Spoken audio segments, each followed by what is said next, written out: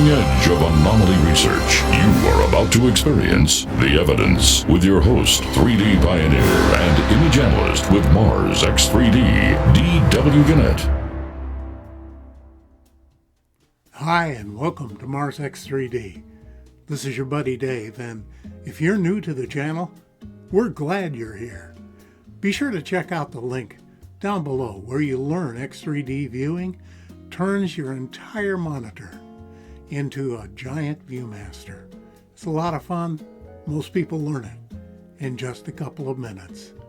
Big shout out to TJ Thomas Jensen, who did the beautiful, beautiful work on our intro for 2023. This is the first official episode for 2023.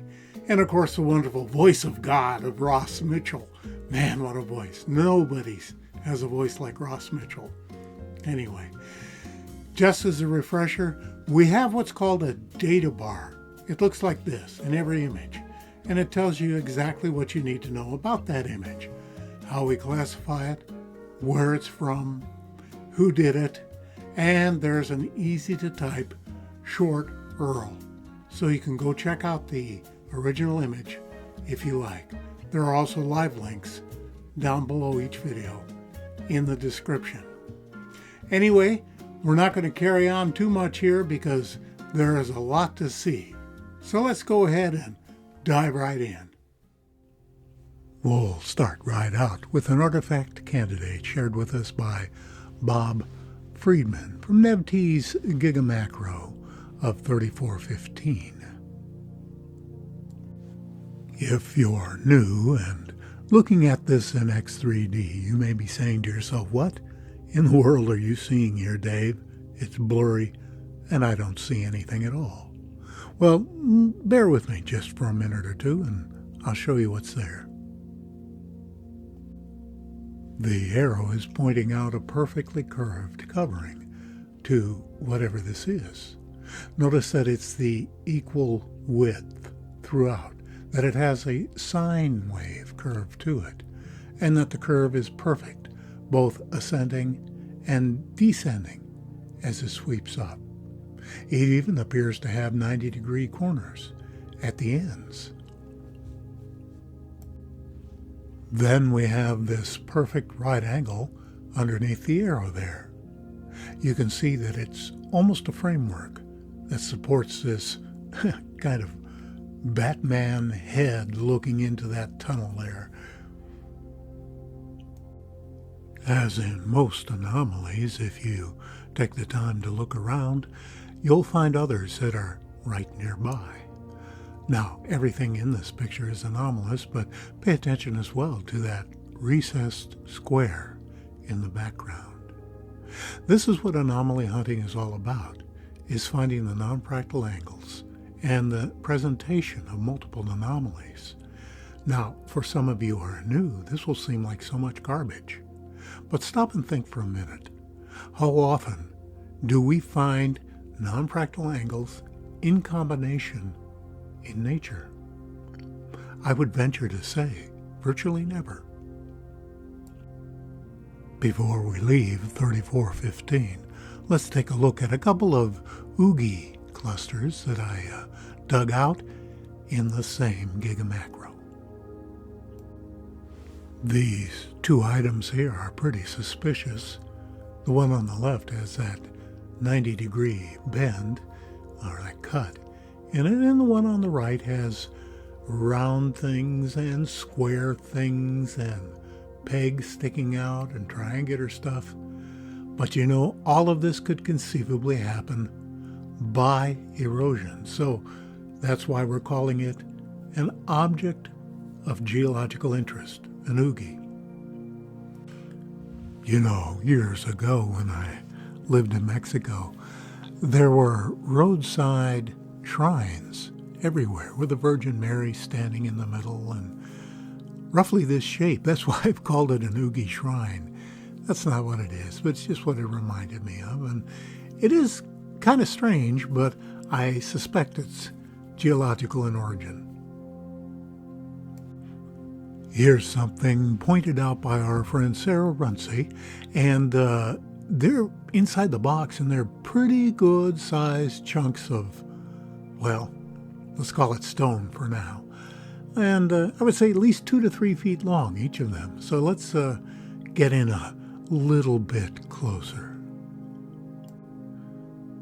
These are some strange looking items, so let's take them one at a time, starting with the one on the right. Oh, I hear some of you saying, "What's wrong with you, Dave? Why are you calling this an artifact candidate? It doesn't look any more complicated or unusual than the first stuff we looked at." Yeah, let me point something out. You see, it's real simple in my opinion. That squiggle that's being pointed out simply cannot form in a natural way, as far as I'm aware. And that brings into question every other bit of this strange, kind of cobbled together item. Now, I really like this one. Most of you proud weirdos who've been with me a while are already seeing the things I'm about to point out. But I'm going to do it anyway because we're all at different levels of our path forward into Martian anomalies. So here we go. Look at the arrow and back, and at that rigidly perfect 90-degree framework, and that's exactly what it is. It's a framework of some kind. Probably mechanical, in my opinion. It's probably a little difficult to see that arrow on the right, but that perfectly round plate of even thickness tilting out towards us, do you really think that's natural? And I like this formation on the lower left. It looks like a carapace to me, almost like a turtle shell, with a rolled edge and those knobs all over it. So is this organic? Is it mechanical? It's anybody's guess. So that's why we're calling it an artifact candidate.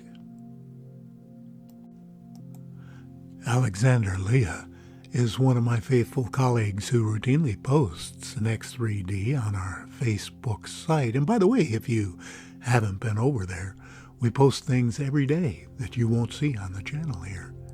In any case, we have this Bayard screen door type of image from Curiosity, and what we're looking for is up there in the right-hand corner.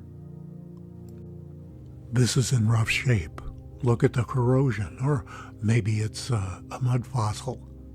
We have a right angle along its entire length, and a right angle at the very top as it curves down, and things that stick out, and possibly a rivet down there at the bottom end. But we're going to leave this one as an artifact candidate for now. There are just not enough truly definitive items about it. There's all kinds of debris in this one as well, but we're going to focus on the one Alexander pointed out inside the blue box. This perfectly square plate, even thickness, parallel ridges, this is an artifact, no question about it. There are other unusual things in this image as well. You can see the block down front, and looking back at about 12 o'clock to the square plate, and you'll see a rock that appears to have carving on it, as do several of the other rocks.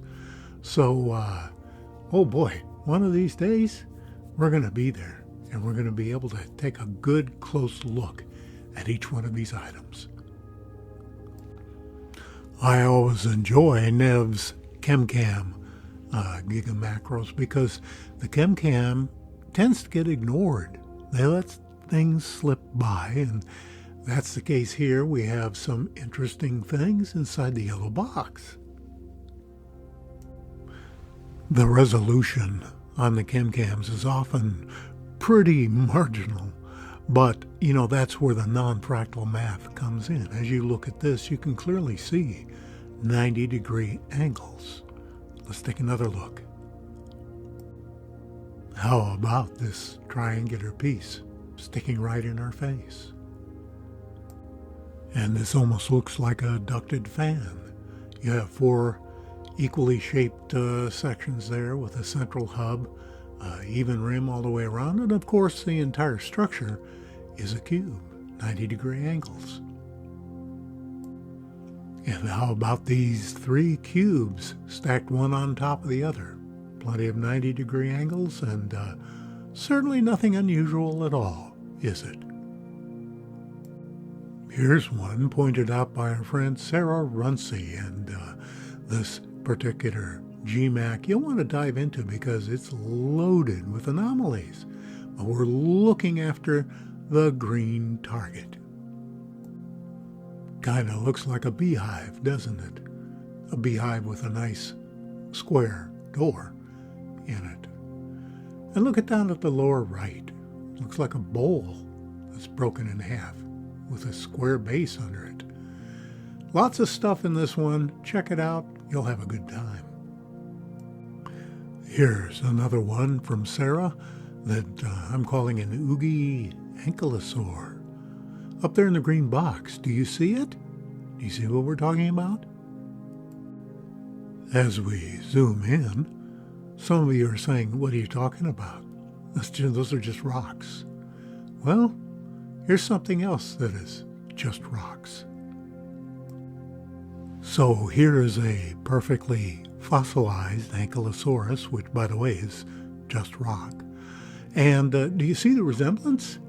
Kind of even see an eye, and the horns, and the back, and all that. Well, maybe it is just rocks. That's why we're calling it an oogie. But a good catch by Sarah Runcie.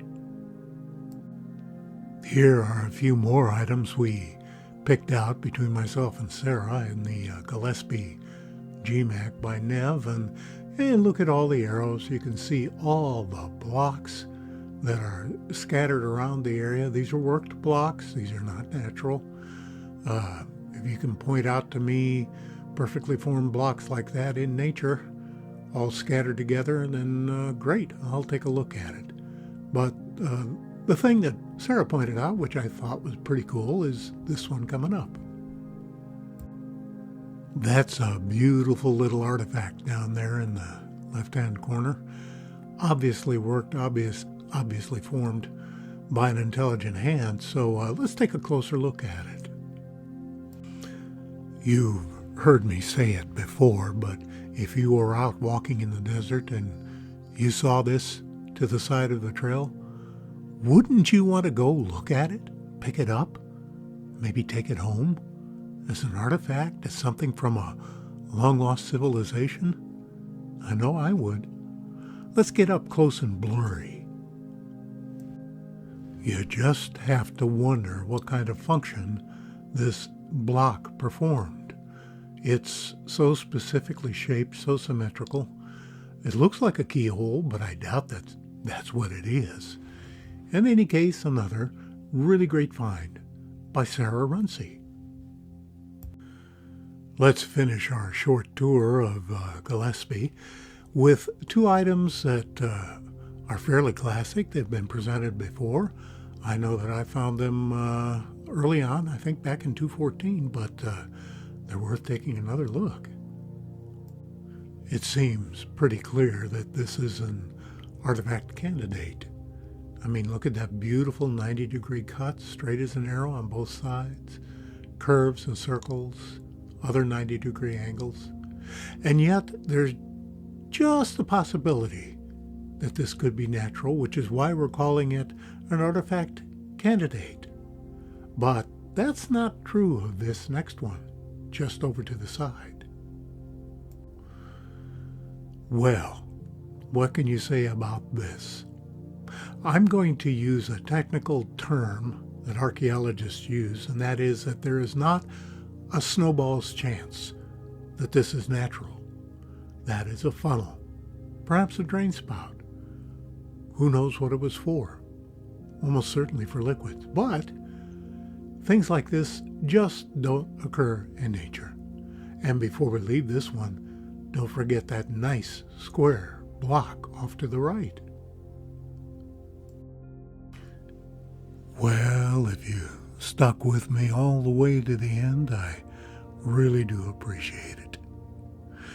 You know, if you saw something you liked, it would really help out if you clicked the thumbs up. That helps with the algorithms. And if you maybe like to consider supporting this work for less than 10 cents a day, click that join button and find out just a little bit more.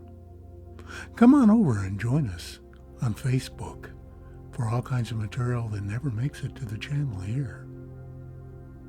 And by the way, if you have something you want me to take a look at, send it to me at the link down below.